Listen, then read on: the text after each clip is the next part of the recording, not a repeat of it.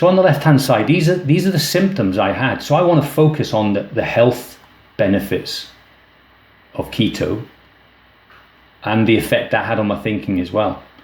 So I was always tired and crashing. So I'm talking to you now, and I probably would have just nodded off because of the amount of sugar that it was in my body, and crashing at night on sugar. Also brain fog. That was a weird one for me. I didn't even realize that existed, but God, the clarity that came once I come off the sugar, once the headache went. And palpitations, PVC, that stands for premature vascular contractions. Apparently I had that. This is all gone, by the way. This is all gone since I quit my sugar intake, went onto a keto diet and really thought about what I was doing. So onset of diabetes, I had whatever the figures are, I was up in the 48s and stuff, and it was basically I was insulin resistant, which comes on further down, but onset of diabetes. I put this one in new because this is a biggie for me. Inflammation. I have no inflammation in my joints at all now, and I didn't even know I had inflammation.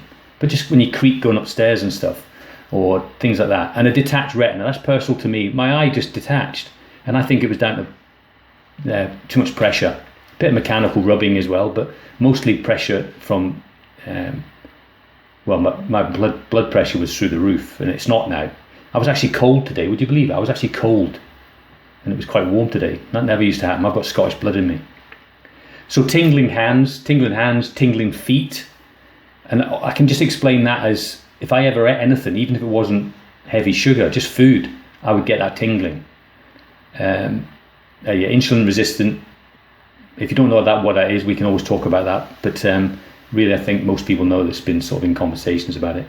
Headaches. I used to get headaches from hell, even when I ate normal food. And my circulation was all over the place, which I would have cold feet and bloody boiling heat, as they say in Scotland.